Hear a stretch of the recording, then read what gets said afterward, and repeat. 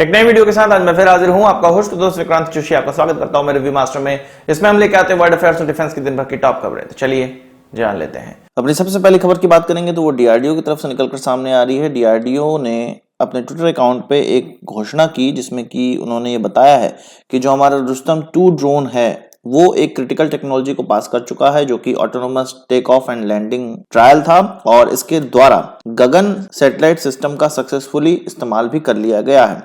हम जानते हैं कि डीआरडीओ द्वारा जो रुस्तम 2 ड्रोन बनाया जा रहा है उसका बहुत ही ज़्यादा ट्रायल किया जा रहा है और ये माना जा रहा है कि ये ट्रायल अंतिम क्षणों में अपने हैं और मिड 2022 तक इसको कंप्लीट भी कर लिया जाएगा। इसके बाद ये कहा जा रहा है कि आर्मी, एयरफोर्स, नेवी के द्वारा इसका इस्तेमाल करके भी देखा जाएगा। कुछ कमियां जो इसमें रह जाएंगी उसको फिर से दूर किया जाएगा और तब जाके इसको इंडक्ट किया जा सकता है। बहुत समय रुस्तम 2 ड्रोन को डेवलप करने में लग गया है, पर अब के जो ट्रायल हैं वो सीधे सीधे बताते हैं कि रुस्तम 2 अपने अंतिम दौर में है डेवलपमेंट ट्रायल के और जल्द ही इसके इंडक्शन की खुशखबरी भी हमें प्राप्त हो जाएगी। वहीं एक बहुत दुखद खबर की हम लोग अगर बात करें तो चुराचंदपुर में, जो कि मणिपुर में है, वहां पे हमारे 5 जवान वीरगति को प्राप्त हुए हैं। इसमें सबसे ज्यादा दुखद बात ये हुई है कि असम राइफल के commanding officer colonel V Tripathi और उनकी वाइफ और उनके बच्चे तीनों की मृत्यु हुई है और अभी हाल फिलहाल में हुई घटनाओं में सबसे बड़ी घटना इसको माना जा सकता है। हमारे रक्षा मंत्री, प्रधानमंत्री इत्यादि लोगों के द्वारा इस पर दुख भी जताया गया है और यह भी बोला गया है कि जिन्होंने भी ये किया है उनको बख्शा नहीं जाएगा और इनकी जो कुर्बानी है उसको भूला नहीं जाएगा। वही बात कर लेते हैं चीन की पीएलए के द्वारा एक सर्वे कंडक्ट किया जा रहा है। कई बार इस तरह का देखा गया है। कुछ 1 महीने से पीएलए के जवान जो पाक ऑक्युपाइड कश्मीर है उनके बॉर्डर के इलाके पे, उनके बॉर्डर के जो गांव हैं वहां पर घूमते पाए गए हैं।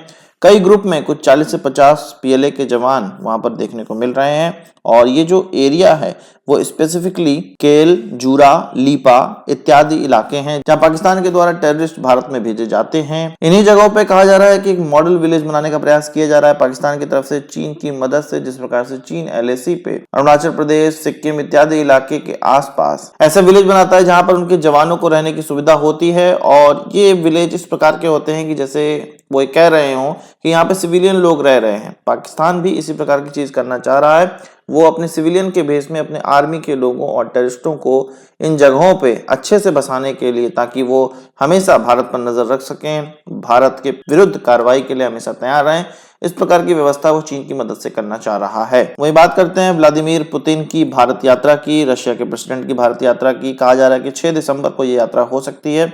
साथ साथ ये भी कहा जा रहा है कि पुतिन की जो यात्रा रहेगी उसमें S-400 उसी समय डिलीवर हो सकता है और इसको एक हाई लेवल की विजिट बनाया जा रहा है। यहाँ पर S-400 की डिलीवरी के अलावा एक और बड़ी चीज होने वाली है जो कि रशियन प्रेसिडेंट की उपस्थिति में होगी। वो ये है कि S-500 भी भारत के सामने रखा जा सकता है। इस पे भी गहन डिस्कशन हो सकता है। इसके अलावा रशिया के द्वारा S-550 मिसाइल सिस्टम भी बनाया जा रहा है जो कि S-500 से भी उन्नत होगा, एक्सपोर्ट वेरिएंट हो सकता है। हालांकि S-550 का अभी ट्रायल नहीं हुआ है और दूसरा S-500 ट्रायल होने के बावजूद अभी इंडक्ट नहीं हुआ है रशिया में, पर फिर भी रशिया प्रयास कर रहा है कि इंडिया जैसा देश उनको प्रथम कस्टमर के तौर पर प्राप्त हो ताकि ये सिस्टम विश्व में और ज्यादा चल सके। वहीं एक तरफ रशिया भारत को अपना कस्टमर बनाना तो चाह रहा है, वहीं चीन के साथ भी वो हाथ मिला रहा है। हैवी हेलीकॉप्टर्स के डेवलपमेंट के लिए एक कॉन्ट्रैक्ट साइनिंग हुआ है रशिया और चीन के बीच में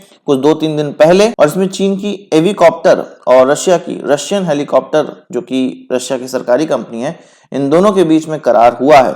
ये जो कॉन्ट्रैक्ट साइनिंग है वो 2016 में ही MOU साइन हुआ था, उसके बाद अब जाकर हो रही है। इसमें कहा जा रहा है कि रशिया के द्वारा transmission, steering screw, anti icing system इत्यादि चीजें रशिया चीन को ट्रांसफर करेगा, सिखाएगा, जिससे कि हम आने वाले समय में ये देखेंगे कि चीन के पास अपने स्वतः डेवलप किए हुए हैवी हेलीकॉप्टर्स भी होंगे और ये ऐसे ऊंचे स्थान पर जैसे कि तिब्बत इलाके में उड़ाने के लिए चीन बनाना चाह रहा है। वही बात कर लेते हैं स्पेन की। कई लोगों का ये कयास था कि स्पेन US के F-35 5th जनरेशन एयरक्राफ्ट को खरीद सकता है, पर उनके डिफेंस मिनिस्ट्री के स्पोक पर्सन के द्वारा ये कहा जा रहा है कि इस प्रकार का कोई भी उनका प्लान नहीं है। इनफैक्ट वो FCAS प्रोग्राम में भाग लेना चाह रहे हैं, उसके लिए पैसे जुटा रहे हैं और उसी में वो पैसे लगाएंगे। आपको पता है कि FCAS का मतलब फ्यूचर कॉम्बैट एयर सिस्टम, जो कि फ्रांस, जर्मनी, स्पेन इन देशों की अग्रणी एरोस्पेस कंपनीज हैं वो मिलकर कर रही हैं। कुछ कंपनियों के द्वारा इंजन, कुछ कंपनियों के द्वारा इसके एवियोनिक्स और कुछ कंपनियों के द्वारा इसके डिजाइन, इसको तैयार किया जाएगा। मिलके पैसे लगाएंगे और यही माना जा रहा है कि ये 6th जनरेशन एयरक्राफ्ट होगा। तो स्पेन अब उसी की तरफ जाने वाला है, न कि F-35 फाइटर एयरक्राफ्ट की तरफ। तो आज की इस वीडियो के लिए बस इतना ही। आशा करता हूँ वीडियो पसंद आया होगा। आपको एक बड़ा हमसे जरूर देंगे। इस वीडियो संबंधित कोई सवाल सुझाव हो कमेंट बॉक्स में जरूर लाइएगा, और यदि आपने हमारे चैनल को सब्सक्राइब नहीं किया उसे भी कर लीजिए, क्योंकि हम इस प्रकार के वीडियो लाते रहते हैं। नमस्कार, थैंक यू, जय हिंद।